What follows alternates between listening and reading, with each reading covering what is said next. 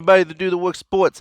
How's everybody doing? Today we're going to be talking about AEW and AEW's bad booking. But before we get into the negative stuff, before we start critiquing AEW, I want to talk about the nostalgia feeling that has brought back to the wrestling world. That Monday Night War type of feeling. That Monday Night War type of atmosphere. That raw, gritty, take chances type of feel. You read it from the t-shirts, from what they put on the t-shirts, which I'm wearing one right now. Hashtag join the Dark Order. Put it in the comments. But you get that feel from AEW. It's not that super clean, PG era type of feel that WWE brings. This is who AEW is. I appreciate it. As a fan, I grew up in the Attitude Era. I loved it. But here's what I'm not loving so far. The women's division has been the weak point of AEW. Now, am I saying by saying that it should be the driving force of AEW? No, I do not. I'm not saying I have anything against it if it would become the driving force of AEW. But right now, looking at it, no, it's not the driving force of AEW. If anything, they say you're only as strong as your weakest link, and right now the weakest link is the women's division. The storylines are not there. You have a 98-pound champion, which I have no problem with, and I understand why she's the champion. And I have no problem with her holding the title. But why is she not getting pushed in storylines? Why is there not a constant storyline of some sort circling around the women's title? Why is she not having promos? Maybe she doesn't speak very good English. I don't know. But still, you should have a storyline where someone's constantly trying to get that title. And they haven't had that. And when they have had a title match, there was no build-up to it. It was just, Rio's going to be facing such and such. 2 weeks ago, it was Chris Statlander, which we all know if you watched AEW or maybe you read it on the social media, that was a very good match. And I was really feeling that match. It was a very, very good, high competitive, it kept my attention type of match. Until the Nightmare Collective decided to get in, which Brandy Rose, Awesome Kong, and Mel. And then they would debut the newest member, Luther, during that match. And let me tell you something, that crowd was being so excited that it was blowing the roof off the place that it was so dead that you could hear a pin drop. There was no reaction to Luther's debut. Nobody's feeling this Nightmare Collective at all. And the way, I don't even know if it's the people that is associated with the Nightmare Collective's fault at all. It's just that they're just fans are not feeling the Nightmare Collective. Pure and simple. This is kind of like the reverse version of what CM Punk had going on in WWE with shaving the head. And I don't remember the name of it right offhand.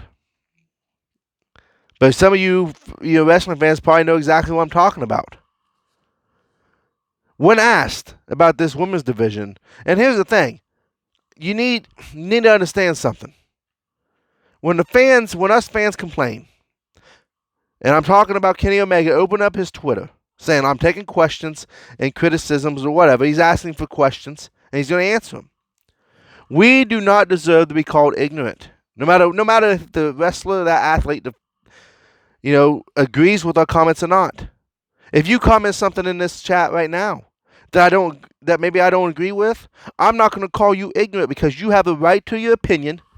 You have the right to think what you want to think. You have a right to want to see what you want to see. Doesn't mean that everybody sees it that way, but you know what? You have a right to have your question reviewed, and if he wants to answer, he needs to answer in a respectful way. Kenny Omega's response to one of the questions was, lately most criticism I read is incredibly ignorant. He goes on, continuing to quote, depressing the amount of fans that have absolutely no class. That being said, I do try to sift through those to get to the actual constructive criticism.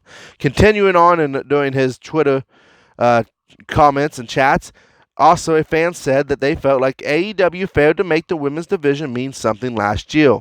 Kenny Omega's response, quote, we've had fantastic performances from our women. That had our arena shaking, literally the loudest reaction on the show. At times, where was the failure? What were you hoping to see? Well, like I just said, you should not get on now as an athlete and call the fans that, by the way, is watching your product ignorant. or classless. It doesn't matter if you feel that way. You don't need to come out there and say it. Not everything that pops inside your head you need to say or for the world to see. You need to have a little bit of thicker skin. If you don't like what they say, you can say, I respectfully disagree. Or you can do what your mama used to tell me anyway, my mama used to tell me anyway, is if you have nothing nice to say, you don't say nothing at all. Just overlook it. He said he sifts through it, so he don't need to get on there calling fans ignorant, because you know what? At the end of the day, it's the fans that watch your product. It's the fans that's giving them money to come see what you have to offer. But the fans are trying to help you by saying what we want to see.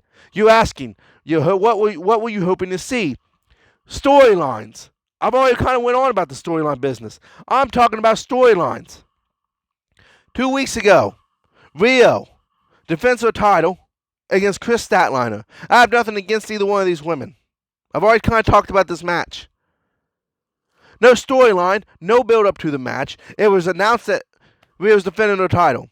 There's no drama that has enough to keep all the fans' attention span. It was an awesome match, like I said, until the Nightmare Collective got in. And then, after Kris Statlander got jumped and Rio got out of the ring, Hikaru Shida came down to the ring. I think she's been number 2 or 3 for the title for I don't know how long. And a bunch of the women from AEW came down to the ring and saved her.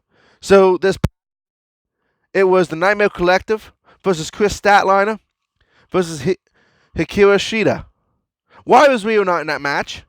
It was Rio's match that got interfered with. Rio did get jumped by the Nightmare Collective during that match.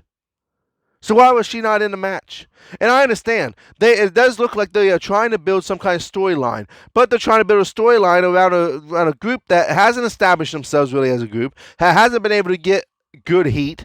Let me tell you something. They've been getting silence from the fans. Fans are not cheering for them. And there's 2 different types of silence when it comes to the wrestling world. There's the ooh, what's going on?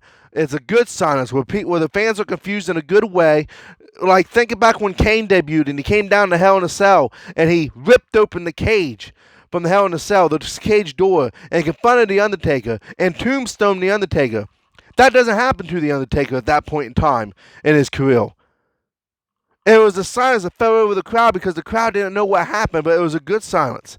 When Luther debuted there 2 weeks ago, when the Nightmare Collective came down to the ring, the crowd went silent, and it was silence in a bad way.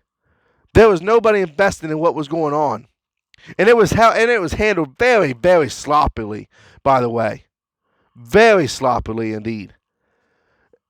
So you need to make the fans invest. Even good old JR on Busted Open, when he was talking to Bubba Ray Dudley, when Bubba asked him, what are you hoping to bring to AEW? What are you hoping to teach these young kids, these young athletes? And he said it, storylines. Because fans want to get invested into a match from a storyline standpoint to bring drama to the match so that you're invested in winning on who you want to see win based on the storyline and not solely on do you like this wrestler over this wrestler. Right now, what we don't have the storyline. But I did say that, it does look like they are trying to build something. I just don't think it should be centered around the Nightmare Collective. Focus it around the AEW Women's Championship. Focus it around Rio. She's the champion. That's who it should be around, especially when you're only having 1 to 2 segments, 1 match for the women wrestling, and maybe 1 segment or promo for the women's division. You need to heavily focus on the AEW Women's Championship. Something else where they've been struggling with is the tag team division. Now, the tag team division is not as bad as the women's division. It's been handled pretty well to an extent, but it is still something that, that does bother me. Because the tag team division, it has too much talent to have the sloppiness that you see. You got tag teams like SCU, the Lucha Brothers, Santana Ortiz, Young Bucks, the Dark Order. You have some prominent and promising tag teams in your division, and so, but it's still pretty sloppy. There's still matches where it's not unusual to see all the competitors in the ring at one time with the referee not handling the situation, not counting them out, not making the teammates get out of the ring. There was sometimes that you don't know who the legal man is because there's so many people in the ring that when everybody gets in, you can't remember who the legal competitors was to begin with. It's already bad enough that Chris Jericho, the AEW World Heavyweight Champion, had to get the tag team division together there back in December and November and said that you need to pull it together. You can't be this sloppy. The honeymoon phase is over of AEW. We got to start putting on good, productive shows. So that means you cannot be jumping in whenever you want. You have to tag.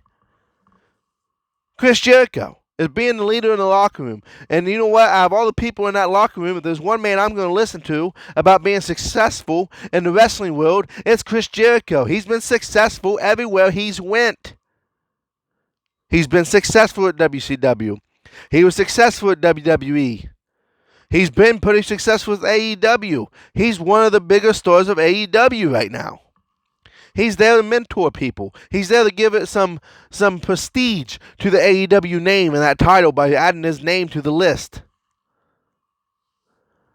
Last week we had a fatal four-way tag team match. The winner would go on to face SCU this upcoming week for the tag team titles. Them teams was the Young Bucks, Kenny Omega and Hangman Adam Page, Santana and Ortiz, and the Best Friends. Wins are supposed to matter in AEW. You hear them talk about it. You hear the commentators talk about it. They come out on the entrance. By their name, you see how many wins or losses they have. You see where they're currently ranked. Lucha Brothers 2 weeks ago was ranked number 2. They lost their first match in quite some time to Dustin Rhodes and Cody Rhodes. And you mean to tell me that popped the Best Friends, who haven't won a match since maybe like the second or third week?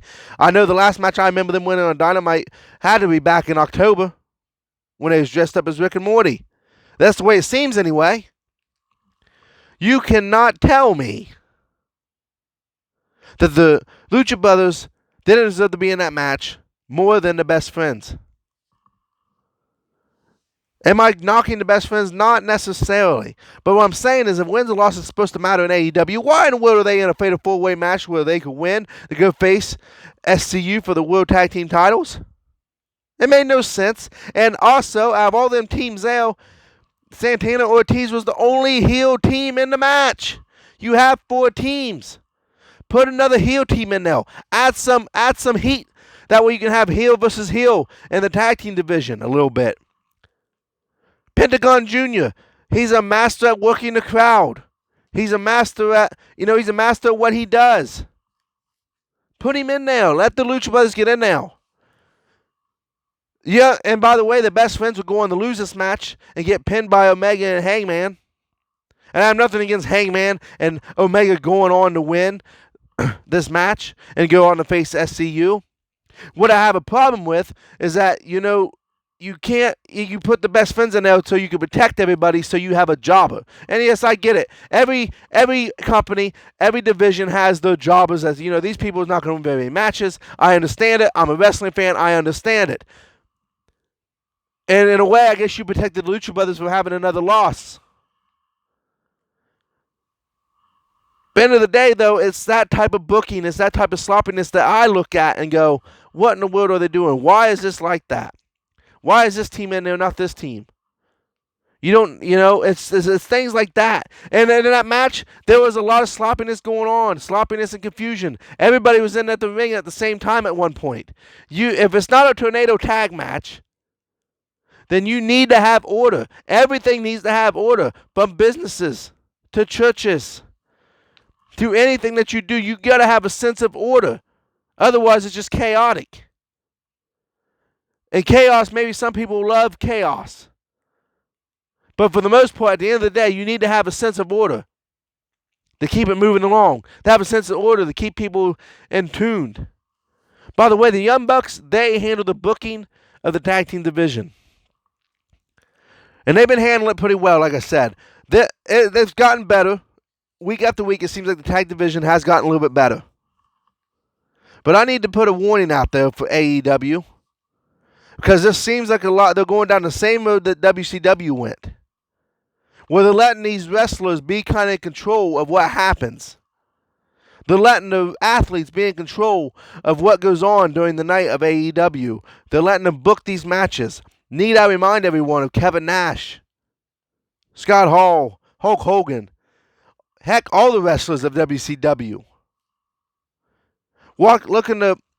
It was all about self in WCW. That's what it got to the point of. It was all about pushing self. It was all about the athletes looking out for themselves. They didn't want to help one another. So AEW, if I have a major warning, if there's nothing else to take away from this video, and if anybody from AEW sees this video, don't let your ego get in the way of putting on what the fans want to see and deserve to see. Don't put your egos in the way. Older guys, don't put your egos in the way of helping the young guys. Young guys, don't just disrespect the older guys. You're going to have to work together if you want to have longevity. You need to work together, and you can't be selfish. That being said, if you guys that tuned in, like this video. Hit that like button. Hit the subscribe button so you always be up to date when I drop a new video. Leave a comment. What do you think? What do you want to see in the women's division? What do you want to see in the tag team division? Or do you think they need to leave them divisions alone and you like everything? Tell me in the comments. Let me see what you have to say. I appreciate you taking the time, and God bless everybody. Have a great day.